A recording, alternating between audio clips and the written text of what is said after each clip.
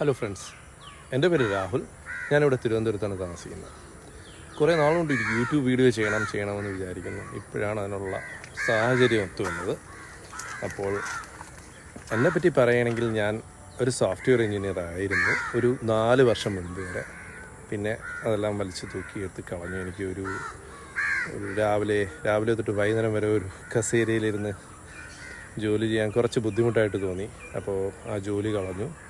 പിന്നെ എൻ്റെ main focus എന്ന് പറയുന്നത് കുറച്ച് മരങ്ങളെല്ലാം കളക്ട് ചെയ്ത് ഒരു ഫാം പോലെ സെറ്റപ്പ് ചെയ്യുക എന്നുള്ളതായിരുന്നു എൻ്റെ മെയിൻ പരിപാടി.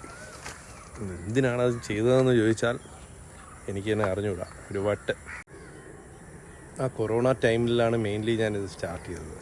അപ്പോൾ ആ സമയം നമുക്ക് നമ്മുടെ ട്രിവാൻഡ്രത്തുള്ള മെയിൻ ഒരു ഇതെന്ന് പറഞ്ഞാൽ റംബൂട്ടാൻ നിറയെ മരങ്ങൾ വരുന്നു, നഴ്സറികൾ.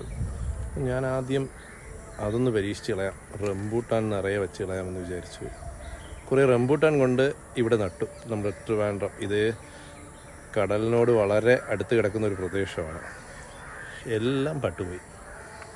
ഇവിടുത്തെ വെള്ളം പ്രശ്നമാണ്. റംബൂട്ടാന് പറ്റിയ വെള്ളമല്ല.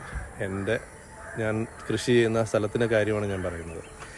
അപ്പോൾ ഏകദേശം ഒരു 100ഓളം മരങ്ങൾ വിത്തിൻ 2-3 months പട്ടുപോയി. അതിനുശേഷം ഞാൻ പല നഴ്സറികളിൽ നിന്ന് നമ്മുടെ ട്രിവാൻഡ്രത്ത് കണ്ടീഷൻസിന് വളരാൻ പറ്റുന്ന രീതിയിലുള്ള മരങ്ങൾ, ലൈക്ക് കോട്ടുകോണം മാവ്, വരിക്കപ്ലാവ്, വിയറ്റ്നാം ഏർലി, പല വിയറ്റ്നാം ഏർലി, തായ്ലാൻഡ് വെറൈറ്റി മാവുകൾ, ഇതെല്ലാം നമ്മുടെ ട്രിവാൻഡ്രത്ത് നന്നായി വളരും.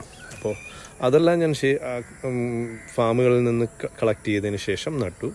ഇപ്പോൾ അത്യാവശ്യം ചിലതെല്ലാം കായ്ക്കുന്ന ഒരു പരുവമായി. അപ്പോൾ ആ ഫാം നിങ്ങളെ ഒന്ന് കാണിച്ചു തരാം. ഇവിടെ എങ്ങനെയാണ് നട്ടിരിക്കുന്നത്, ഇവിടെ ഏതൊക്കെ മരങ്ങളാണുള്ളത്, എല്ലാം കാണിച്ചു തരാൻ വേണ്ടിയാണ് ഞാൻ ഈ വീഡിയോ എടുക്കുന്നത്. അപ്പോൾ വെൽക്കം ടു മൈ ചാനൽ. നിങ്ങൾ ഇഷ്ടപ്പെട്ടെങ്കിൽ സബ്സ്ക്രൈബ് ചെയ്യുക, ലൈക്ക് ചെയ്യുക.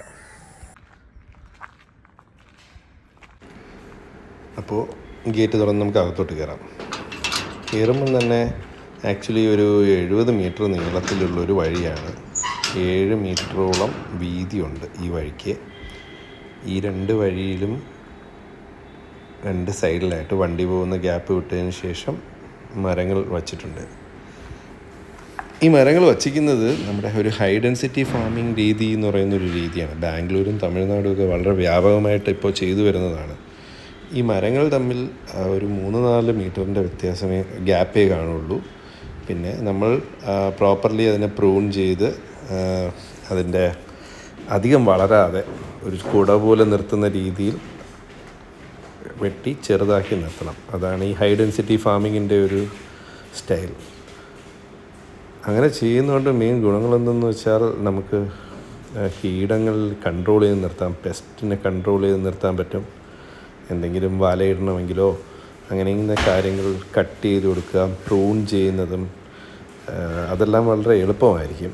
പിന്നെ ഹാർവെസ്റ്റിങ്ങും എളുപ്പമായിരിക്കും. അപ്പോൾ അതാണ് main reason high density farming എല്ലാവരും പ്രിഫർ ചെയ്യുന്നത്.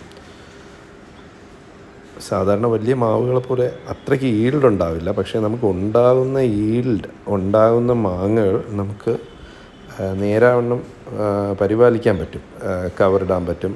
വളരെ ഉയരത്തിലൊക്കെ പോയാൽ പാടാണല്ലോ. അപ്പോൾ അതിന് പകരം കവറൊക്കെ ഇട്ട് ചെറുതാക്കി നിർത്താൻ പറ്റും, നമ്മുടെ കൺട്രോളിൽ നിൽക്കും. അതാണ് ഹൈ ഡെൻസിറ്റി ഫാമിങ്ങിൻ്റെ ഗുണം. ഈ ഭാഗത്ത് മരങ്ങൾ നിറച്ചുള്ളത് കാരണം ഇവിടെയുള്ള മാവുകൾ കുറച്ച് പൊക്കം കുറഞ്ഞാണ് ഇരിക്കുന്നത്, വളർച്ച കുറച്ച് കുറവാണ്. ഞാൻ എല്ലാ മാവിൻ്റെയും പേരുകൾ താഴെ എഴുതുന്നുണ്ട്.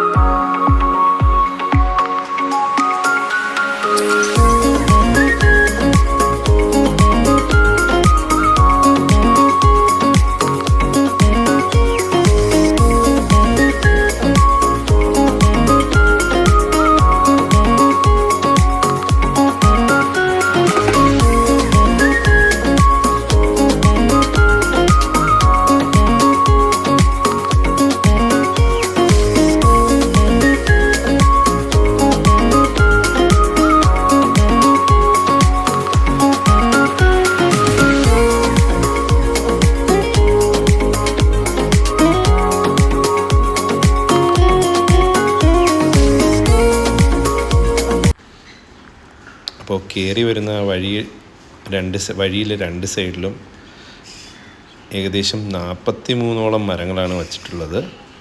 അതാണ് നിങ്ങൾ കണ്ടത്. അപ്പോൾ അവസാനം വരെ കണ്ടവർക്കായിട്ട് ബാക്കി എത്ര പേര് കളഞ്ഞിട്ട് പോയി, എത്ര പേര് ഉറങ്ങിപ്പോയി എന്നൊന്നും എനിക്ക് അറിഞ്ഞുകൂടാ. അപ്പോൾ ഇത് എല്ലാ മരങ്ങളുടെയും വിശേഷങ്ങൾ ഒറ്റ വീഡിയോയിൽ കാണിക്കാൻ പറ്റില്ല. അതുകൊണ്ട് ഞാനിതിൻ്റെ സെക്കൻഡ് പാർട്ടായിട്ട് ഞാനൊരു വീഡിയോ തന്നെ നാളെ തന്നെ അപ്ലോഡ് ചെയ്യാം. അപ്പോൾ താങ്ക് യു ഫോർ വാച്ചിങ്.